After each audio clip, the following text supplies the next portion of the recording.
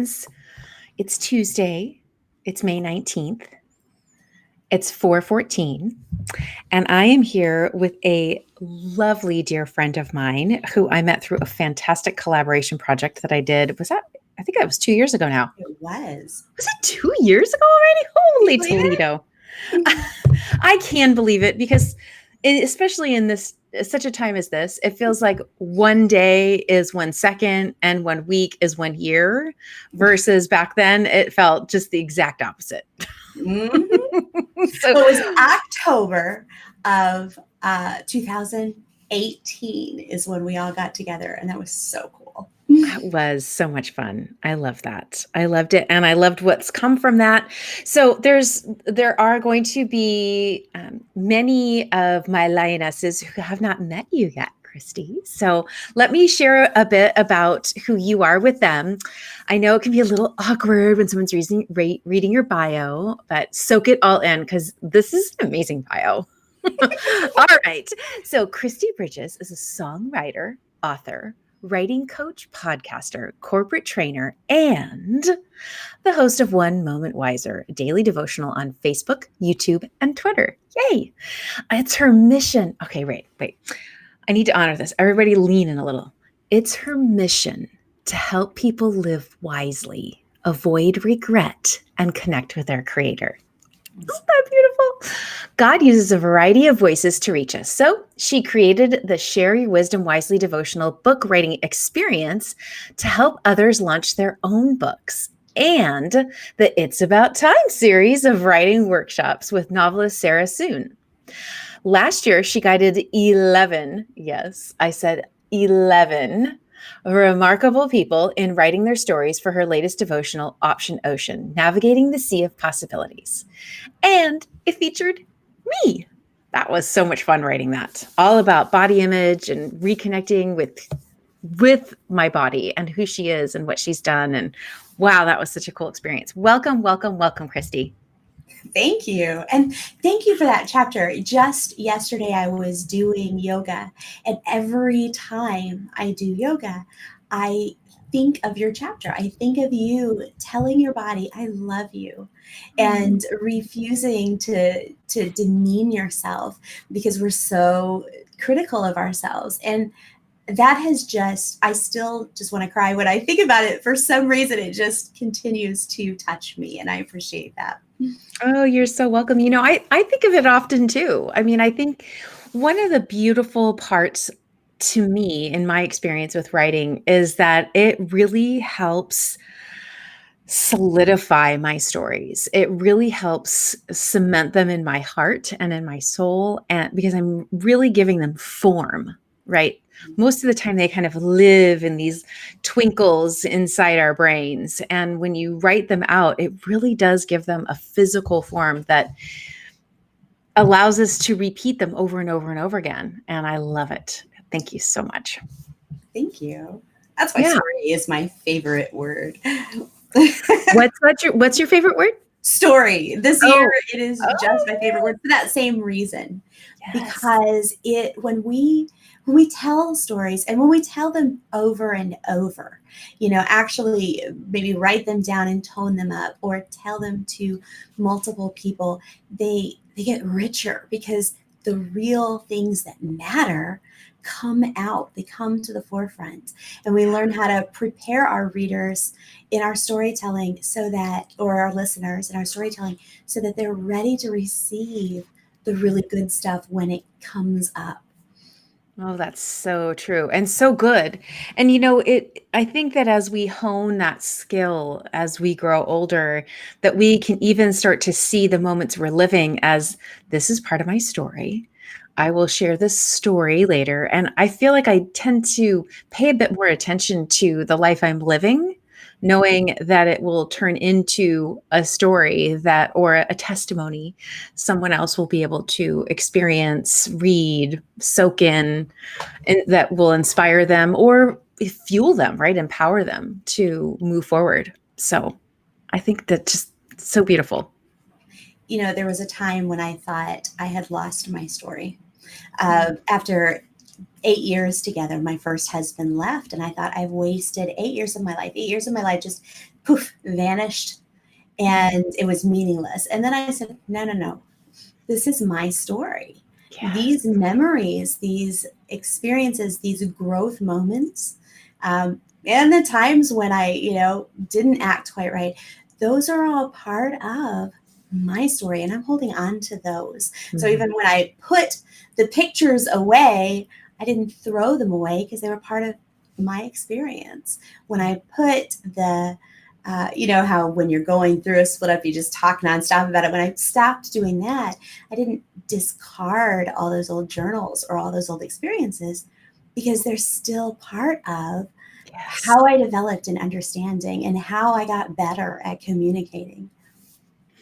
Well, and that really, we've kept in touch on our Facebook posts over, the last year, 18 months. And it's been fun to watch you launch new things into the world and collaborate with people, and your daily devotionals, and how you triumphantly get in front of that camera and inspire others to go deeper with their relationship with the Creator. And I think I think the tenacity comes from those moments where we are feeling, maybe, why is this happening to me? Right? Those moments where we feel like we're in a trial, if you will. And, that is part of the tapestry of who you are now, Kristi, and what allows you to have that layer of strength that other people don't.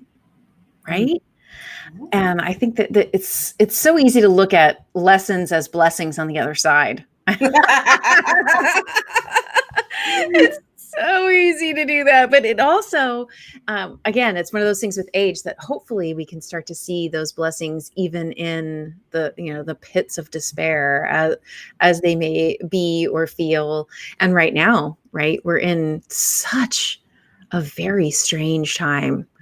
And no one really knows how to navigate it. They're all doing their very, very best.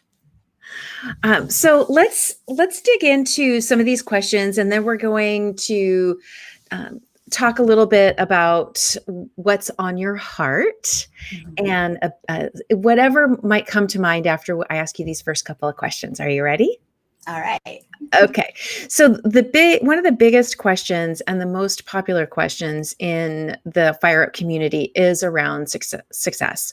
Success feels like it has one definition in the world. And then when I have women on the show and they talk about what success means to them, it's always different. So I would love for you to share, when I ask you, how do you define success, Kristi? What's your answer? How do you describe that? And it grows as we grow, I think, because what success feels like to me is when people appreciate and affirm and they're impressed by me. I thrive on words of affirmation, but I can't gauge my success based on that audience response, because people have more priorities than just me. And they have different opinions and different interests. It's not a reliable gauge. It's like checking my tires to see if I have enough gas, and that's just going to get me stranded on the side of the road. Right. So I do look at the kind of impact I'm making, because it's smart to get feedback. If I'm not making the kind of impact I want, then it's smart to know why, so that I can get better.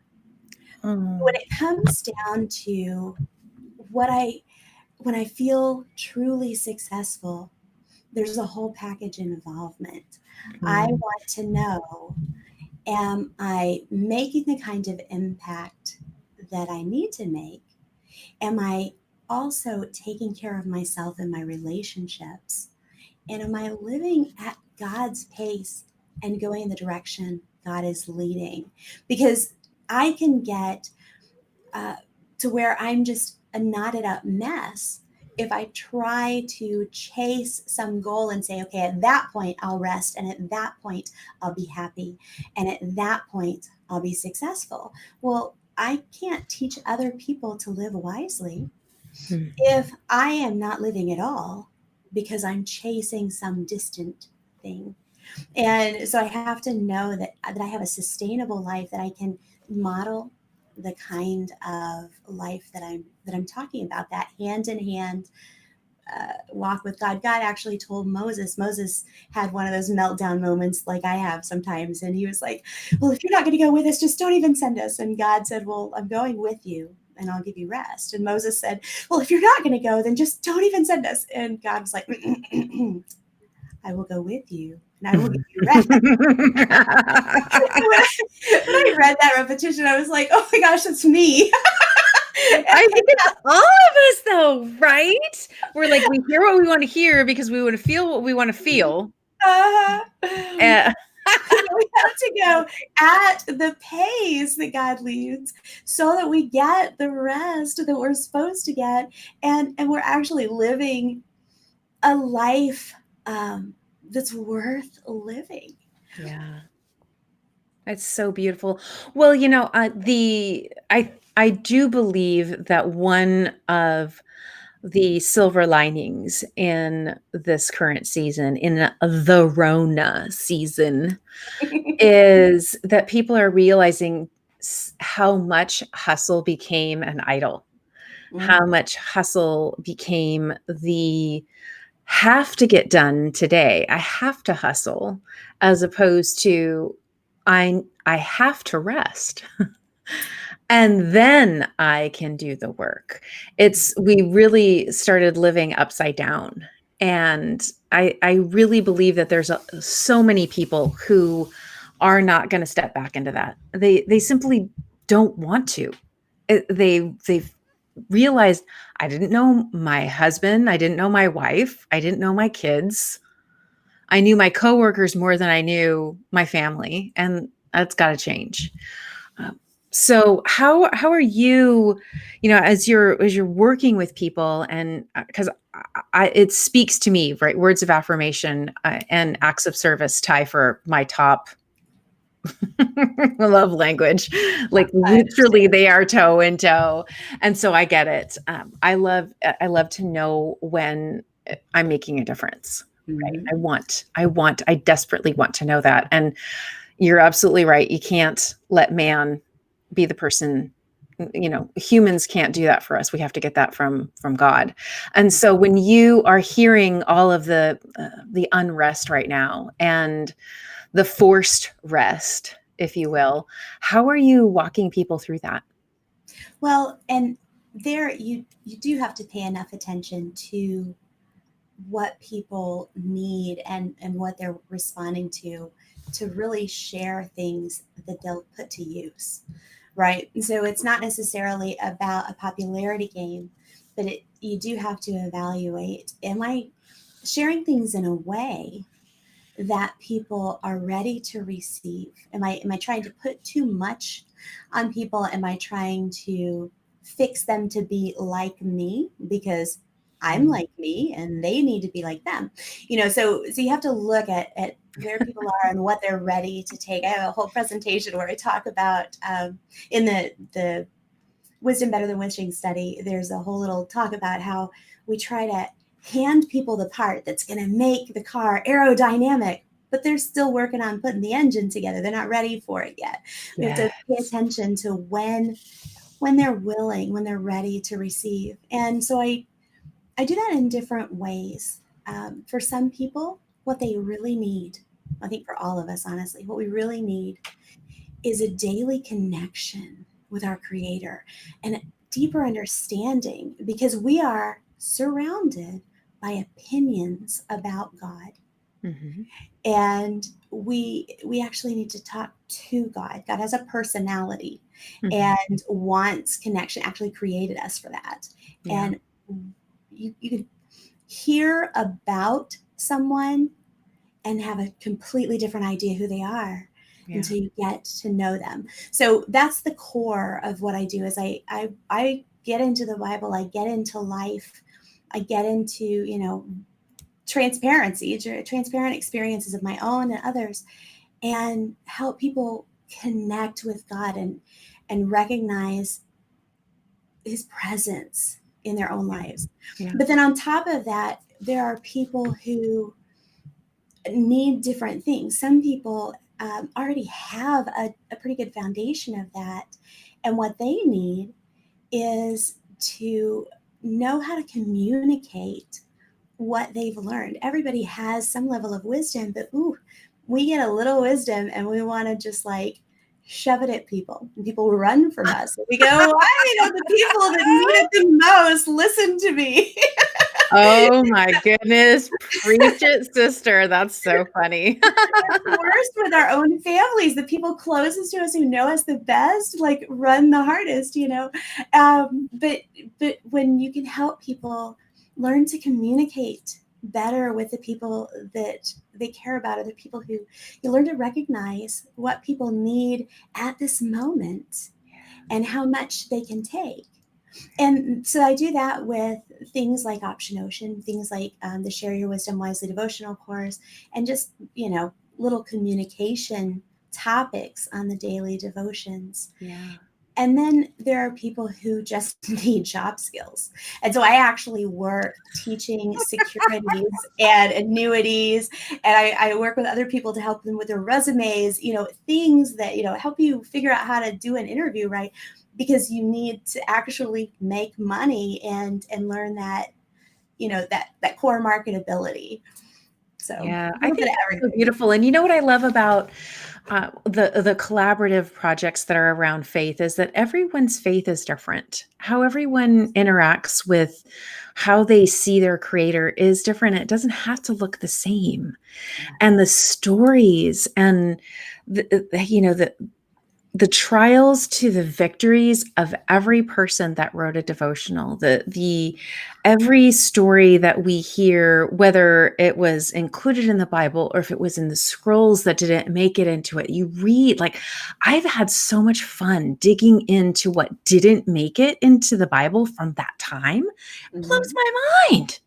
There's so many amazing stories that we couldn't possibly know unless we reach out and ask and research and read a little more and listen a little more and uncover other people's stories, because every person has a story and they read this book and they translated this and then they researched that quote and they found out something. And there's so much magic in faith if you let it come out, right? And your stories, the stories that you help people share, the platforms that you give them allow all of us a peek into someone else's faith. How beautiful is that? I love that. And, things that we think life would be over if that happened. When we read that someone has gone through it and is actually this person that we will respect and we go, whoa, you're amazing. That helps us to know that what's the worst that could happen? The worst that could happen is I could let this wreck the rest of my life. That's the worst, because the worst that can happen is not the thing that happened. It's the response and the forfeiture that could happen. So if I read these stories of things that, big or small, seem so difficult, and then I see that overcoming, then I go, I can get through anything, because I want to end up with that attitude. Oh my gosh, I got to tell you. Okay. So well, you're talking about stories that happened like way back, things that didn't make it into the Bible. And I'm thinking, you know what? They haven't stopped. And just recently, people we know all our lives sometimes don't tell us everything. We have to hear it from other people. Just recently, I was with my mom and an aunt that I hadn't seen in years. And my aunt started telling a story about their childhood I'd never heard. I've known my mom for 48 years. Fun. Right? So they are sitting there as little kids. They snuck into the kitchen in the middle of the night and got a salad. And they had salad? Right. Yeah, yeah. Salad, read cookie jar. That's so awesome. But their parents were in the ministry, and they had, there were 4 kids in the family. They didn't have any money. And my grandpa had a back injury, so he'd actually had to quit his job teaching for a little while. And they're in the kitchen trying to be quiet, and a car pulls up and the headlights shine through the window, and they're thinking, we're going to get caught. But then they're thinking, what is going on? And pretty soon they hear their grandpa or their dad go, honey, you need to come out here. And grandma gets up and goes out there. They talk to these people and bring in bags of groceries. These boys were college students who lived across town, but had been over on the north side of Tulsa for a revival meeting. And afterwards, they felt God say, hey, turn down this road. Hey, turn down that road. Hey, there's a grocery store. Why don't you go inside? And he walked them down the aisles. They kept going, well, what next, Lord? And he'd be like, get this. Okay, in these bags of groceries, they end up at my grandparents' house. Never met them before. They end up at my grandparents' house. And in the bags of groceries were 4 jars of Bama jelly with Flintstone characters on them. Earlier that day or sometime that week, my aunt, who was only, I don't know, maybe 9 at the time, was begging grandma. She'd seen a commercial with these Flintstone jars. And grandma's like, I can't afford that. Ask God for it. She did. That's so great. You are absolutely right. Stories keep coming. They do. That isn't done yet. Yeah. Well, and miracles still exist. And that is, we're seeing it left and right now. And in particular, if we're looking for it, if we're looking in the good news section, as opposed to national media, which is, if it only gets there, if it bleeds, right? If it bleeds, it leads. So I appreciate that. And I love the filter of looking at these stories and remembering that we live testimonies every day. Yes. And we live testimonies every day. And I think that's so beautiful. So let's jump into the 3 words that you chose for yourself. I love this exercise, right? Because it's one of those things where, well, the words are, I think maybe in the 50 or 60 interviews I've done on Moxie chats, that the 2 or 3 of the words have been the same, but nobody's combination has been the same. So the 3 words you used to describe yourself. Well, you used 5, by the way. Oh no. Task focused, weird, and sometimes kind. Okay, I guess that is 5. I love it. So give us a peek into why you chose that combination of words: task focused, weird, and sometimes kind. So task focused, I know for a fact that is very much me. As much as I love people, and I heard you talking about a similar thing. As a performer, I don't mind being in front of a whole ton of people, but I like having plenty of time to myself to work on the creative projects or the planning, the things that push me forward, that keep me reaching new goals. And so I'm very task focused, and I actually have to make myself sit down in front of the TV for an hour a night with my husband. Everybody's like, oh, don't watch TV, you'll get more done. But the relationship is worth it. And I have to find those little times to be with friends, because otherwise I would be that absent-minded professor that forgets everybody's birthday and holes up in the basement forever, right? That is so funny, the absent-minded professor. And you know what? There's nothing wrong with hanging out and watching TV. Like, we've got such weird society rules. It's like the people who say they don't look at themselves when they're on Zoom. It's like, you're fibbing. You totally look at yourself. Oh yeah. Okay, so task focus, that totally makes sense. What about weird? Weird and kind. Actually, a friend of mine had one of my first guitarists, actually, blues guitarist that I worked with, told me, "You're the weirdest girl I know." But he said it in such a sweet way that it just kind of made me happy. And he also at one point told me I was the kindest person he knew. He, he was going through a hard time. But to me, those are just precious, because my mom encouraged all of us. And, everybody goes through, everybody goes through those times where you feel like an alien, right? You feel abnormal. Everybody else has it together but you, or you just feel different. You get bored with other people's conversations. You don't have the same interest, whatever. And my mom was like, don't try to fit, just be. And Yes. enjoy it. And Yeah. I'm so grateful. She took a lot of flack. I was the oldest, and Madonna and Cyndi Lauper were popular. And I went from, dressing perfectly to why, my goodness, and she got a lot of flack for that, but she didn't care. She's like, you know what? I want her to experiment and discover who she is.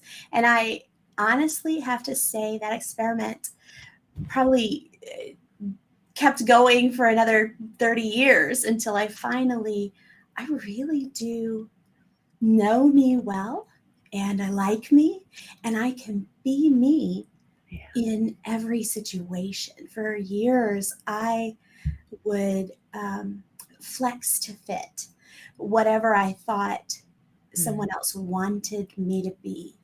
And my dad in high school called me a chameleon. He said, you need to be yourself. And I'm like, oh, I'm just multifaceted. But honestly, I just didn't know who I was. Yeah. And, it kind of grew into that self-discovery. I love that. Well, and in the sales world, and I serve a lot of women in the real estate space, and I don't know if it was the 70s or the 80s, but there was this very male designed training that was all around be a chameleon, like, have all of these different personalities. And there's something that is about power and winning in that never seemed to fit the kind of the feminine side of sales, right? Sales is, for women, tends to be much more about relationship building and nurturing and really creating a connection throughout, and like in real estate, with the family. Right? It isn't, you're not honing in on the decision maker and wearing the same kind of clothes and saying the same kind of words. Like, that doesn't feel like it flows naturally. And in the last, I don't know, decade or so, there's been such a beautiful shift kind of into that divine feminine energy kind of coming into the conversation and coming into play. And I think when you hear words like kind and how it makes you feel good to hear that you're kind, I think that is a great example of that. I remember my brother, he would always say, don't call me a nice guy. Like, there was something just, he always felt like that meant that he wasn't a good enough person, or that didn't make him like the it guy if he was a nice guy. And I think, again, it comes into knowing who you are and knowing what that means when somebody calls you kind or weird. I think weird is a rad word. It's a great descriptor. Like, who wants to be normal? Right? Portland and Austin would totally agree with you. I mean, they're both like, keep the cities weird, right? Because we need personality. We need people to be who they are. And I do love seeing a lot of the, you do you is a big saying that's kind of taking over the hashtag world and a lot of posts. And it really is about being comfortable in your own skin, embracing who you are. I love it. I think it's such a beautiful thing. And we all are here to serve a beautiful purpose. And we can't do that if we're trying to be someone else. So, right.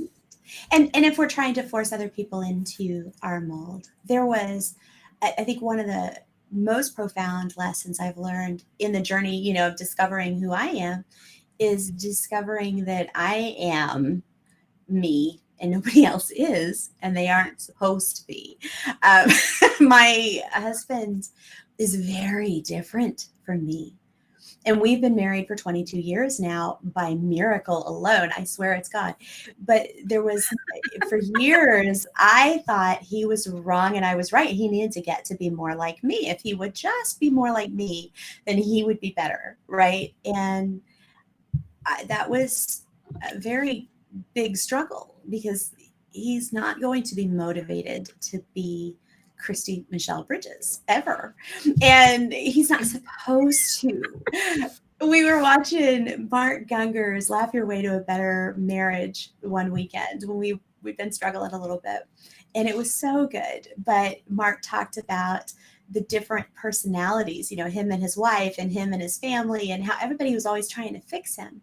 If you just be calmer, if you just be, more organized, whatever it was that their quality was. And so Richard and I did his Flag Pages assessment, and I realized, wow, you're like, actually, there's a category for that. that's okay. You're supposed to be like that. Oh my God.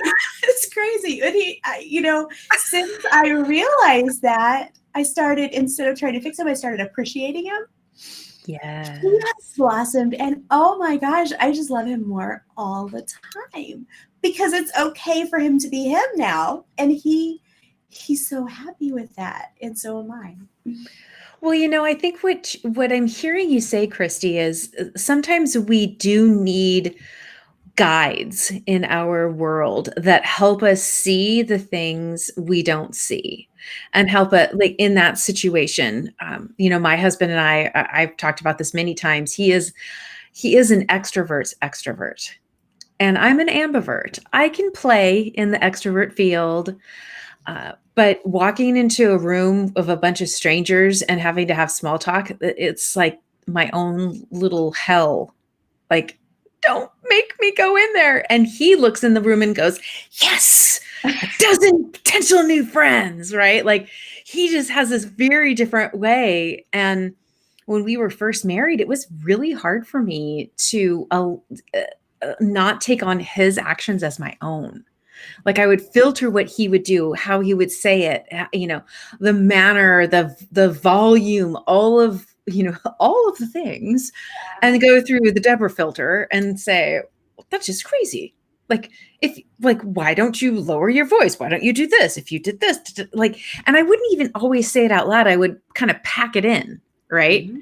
And it would just irritate me until one day I realized, I can't even imagine what my life would be like if we were both like us, if we were both like me.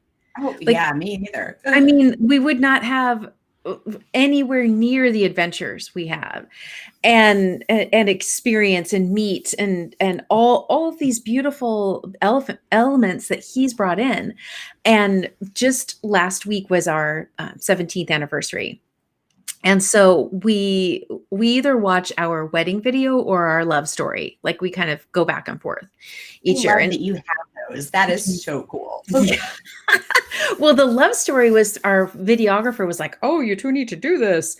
And it was like, we went to Golden Gate Park and we went to the Japanese tea gardens, and he basically interviewed us and asked us all these questions. And so I'm looking at my 20-something self and listening to my 20-something self talk into the camera about what I loved about my husband, 18 years ago, what I imagined our life would be like, all of these questions. And it's so interesting how wise I was then. And I didn't even realize it, because I said things like, I know we will have great adventures because of my husband. He helps me break out of my task mind, right? I am a very high D, high I, but my D leads 100% of the time. Like, if there is something that needs to get done, I want to get it done, and I drive to get that done. And I can be irritated when interrupted. I am just downright feisty when someone changes my plans. Like, yeah. I need you to do this. Well, I'm doing this, and I have to slow down and go, okay, what I'm doing is nowhere near as important as what they need. It's just the shift in gears, because once I'm in it, I'm in it. Well, and I think that's the beauty, is that when we hear stories, when I know someone's going to hear the story of you and your husband, someone has heard the stories of Drew and myself, and they give their marriage grace. They lean in and they read a book, or they take a class, or they go to a retreat and they learn more and they dig more. And I wouldn't have done that if I didn't hear a story from someone that I knew, right? Like, I wouldn't think to do that it was like, oh, that's a great idea. Why don't we do that? Why don't we read that book? Why don't we get that video? And so, um, to those of you who are watching us live, who are watching the replay, who are listening to the podcast, I'd love to hear, and I know Kristi would too, like what are some of those things in your life? What have you tried because someone leaned in and whispered a little something, planted a little seed in your heart and said, this is how this helped me. I think you should try it. Was it a book? Was it a class? Was it a retreat? Send me a note, leave a note in the comments. We'd love to know. It's always fun to learn from each other. So much fun to learn from each other. Agreed. Okay, so one of my favorite questions, as I'm sure it will shock you, is understanding and hearing what the word Moxie means to each person who visits me on the show. So, Kristi, what does Moxie mean to you? It doesn't mean the same thing I originally thought it meant. Moxie now means I can walk into any room. I know I'm supposed to be there. Something good is going to happen. Yes. Except this cafeteria at work or at school, I just avoid those places completely. When I was in, sixth grade, the lunchroom was a battleground. It was a place where I sat down one end of the table, and this girl named Kathy sat at the other end, and we shouted insults at each other until one day I finally ran out of the room crying.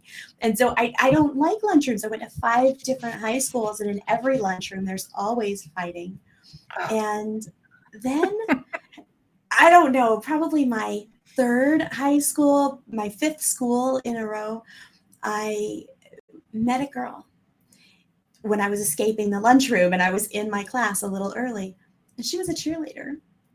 And she taught me that Moxie wasn't what I thought it was. It wasn't just being a tough girl and, dissing everybody. It was lifting people up, being compassionate about the people around you and curious and interested. And that changed my high school world for sure, but it has changed the whole future of my life. And I probably sat next to her for a whole 2 weeks in math class or science class. And then we moved again. But that little bit of friendship, that little bit of role modeling made a beautiful difference. And now I don't mind going places alone. I don't have a problem. I'm not the greatest at like impromptu things. I kind of go deer in headlights. But I don't mind, speaking or singing or dancing or whatever it takes, because it's not just about me. I want everybody in the room to have a good time and feel like they could do something too. I love that. I love it so much. That's such a fun description of Moxie. Again, it's similar to the 3 words. Everyone's description of Moxie is different, and it's personal, right? And I love that story that you shared. Here's the thing. Our words have the power to change the trajectory of people's lives. And I think for so many people out there, they underestimate the power that they hold in the words that they choose. And so I love that, an unsuspecting friend, right? Somebody who you like. I love how you call she was a cheerleader. I'm assuming that meant something in school, like that. Those were the popular girls, or Someone I probably would have made fun of behind her back until that point, because the popular girls, they must be snobs. Well, not necessarily. She taught me first not to judge people. I love it. And when you talk about the cafeteria, of course, the thought that comes to mind is the Mean Girls movie, right? The cafeteria and all the animal sounds. That was such a great scene, because I think we all experienced that in just some way, shape, or form. I was in high school, I was a girl that was friends with everyone. I had friends in all the different groups, and I was back then. I lived in California, right? I was a cheerleader. I was in homecoming court. I was blonde. I was in acting. I sang in the choir. I didn't have one bucket that I filled. And I didn't realize that back then. I didn't realize how blessed I was to have not worried about only having that one or two things that made me fit in with one crowd, and stepping outside of that, I mean, why would you do that? I mean, I'm sure that there were people who were like, oh my gosh, she's in Chanteuse choir. Like, what's wrong with her? That's like, only the geeks do that. But I loved it. Like, they never said it to my face. And I guess even if I don't know. I honestly don't know how I would have reacted if they would have made fun of me. They didn't. Divine intervention right there. Like, for me to be who I am, I needed to have those experiences, and God protected me. Well, when you accept other people and you're actually interested in other people and nice to them, you get a lot less of that. I think if people learn that early on, if there's anything I would tell, 12-year-old me, it's okay. Like your brother was afraid of being called nice. If anything I could tell 12-year-old me, it would have been to be curious and friendly and yet have boundaries, because that's the trouble with being nice, is sometimes we don't have, boundaries that allow us to be safe, and safe, non-toxic experiences. Right. But yeah, when you're kind to people, boy, I tell you what, after my friend, and I can never remember her name, but I didn't have the same problems I had before. There wasn't always somebody who wanted to kick my butt upon seeing me at the, as the new kid. It didn't go that way anymore. I don't think I've heard that for so long. Kick my butt. I love it. Oh my gosh. Well, I think that's, one of the things that you talked about, and that an exercise that you had us go through when writing Option Ocean, was the writing a letter to, I think it was my 18-year-old self. Yes. Right. And I talk about that a lot, about that process a lot, because there is so much power in speaking into yourself, that the parameters of what would you say to your 18-year-old self? I mean, you could have said 8-year-old, you could have said 28-year-old, you could have said 38-year-old, right? It's just the thought of, what would you tell that version of you who's grown since then, right? And so it could be like, what would you say to yourself yesterday?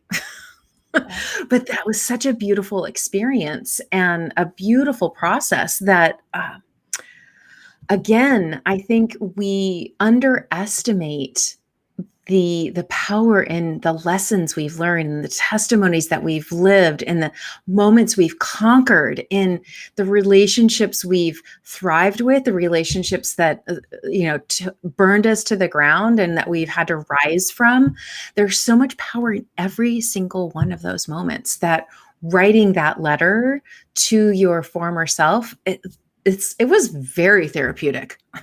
I still cry when I get to the point in my letter where I say, 18-year-old me, I love you. Because if I were to look at an 18-year-old I didn't know, when I'm out on the weekend and I go, oh my gosh, you're going to make so many mistakes if you don't quit doing whatever you're doing, right? That's a different feeling than when you look back at you at 18 and go, whoa, you made some mistakes. But man, what a rich experience. And what you know now and who you are now is somebody you'll be proud of. And to be able to do that, we needed to really understand how to express and what to express to the people who are going to buy Option Ocean, because that was originally designed for those college graduates and those high school graduates who needed to find what their gifts were and needed to get used to God leading them so that they could have their best life.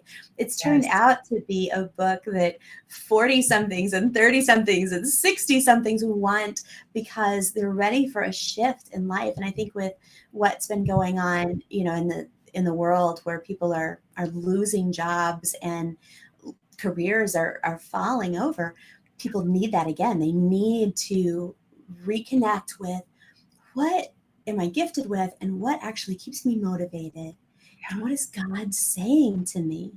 And we couldn't have presented that if we hadn't first connected with who we were and that rich Yes. experience of growing. So good. Well, we need to make sure that we drop in a link so that people who are looking for a gift for themselves or for a graduate for that matter. I mean, we are in graduation season again.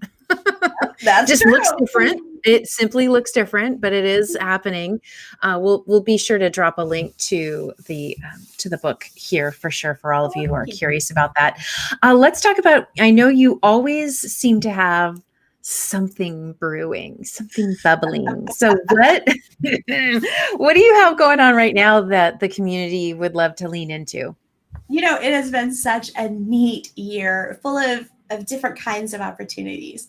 I started not just doing the devotional series, which I am definitely continuing, but helping other people write. And so now, because I've had a lot of requests for helping people teach, I am doing an ebook called Successful Workshops Are SASSY. And SASSY is the acronym that'll help people remember the elements of that engaging workshop that helps people walk away with the important points, but not just in their minds, in their behavior. Because a successful workshop gets your audience doing the things they need to continue doing.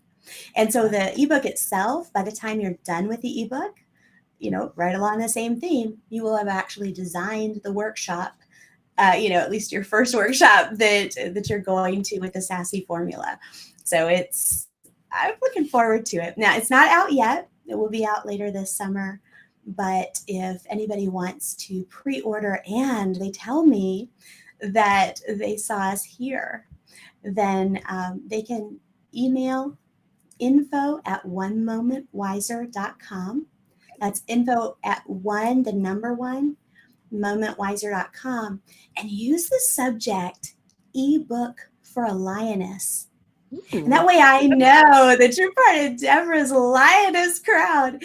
And you'll get not only the ability to pre-order the book, but to get a copy of my virtual training pro video, VT Pro video, that helps you to know not just how to design a workshop, but how to make it engaging when you're not really in the same room with your audience. Oh, fun. Okay, well, we'll be sure to drop that in below. And of course, I love that you're using SASSY.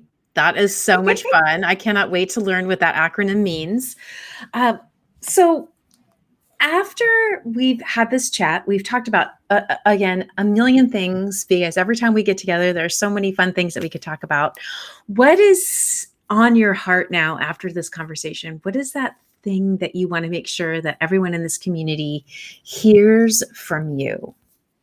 And this actually came just before we met tonight. I was thinking about this and praying about this because I was reading over the questions and how, I guess, kind of re-examining how my life has developed. And I just want to share that we are unique. Each one of us is different for a reason. 1 Corinthians 12 says there are different kinds of gifts. The same Spirit, the Spirit of our Creator, distributes those gifts, and he does that for the common good. Yeah. It says each one, the manifestation of the Spirit is given for the common good. So don't keep it to yourself. It's helpful to see what other people do well and maybe try to grow those skills. But you don't need to be anybody else. Be you with those skills, and be you with your gifts. And then find out not just what your gifts are. A lot of us know I can sing, I can, do math, whatever it is. But there are some things that will use those gifts and leave us dry. And there are some things that will use those gifts and make us just want to do them every day. So find those things. Whatever experience you're going through at the moment, if you're still employed, that's awesome. Make yourself more marketable somehow, live with that purpose that God has given you. But if you're not employed, you're looking for new direction, God knows. He knows exactly what has already been developed in you, and he knows exactly where you need to be to develop and use the things that will touch other people and make the world a better place. Oh, I love that. I love the be you with those skills. I love that. That's what's really resonating. It is, leaning into the talents that you've got and never staying still, but being still. All in one. It's such a divinely beautiful and exciting journey that we're all on. And I am so thankful that we had this time. I'm truly, truly grateful for all of the wisdom that you have sprinkled on the community. And I really, truly, I'll be praying for success on the Sassy Workshop ebook.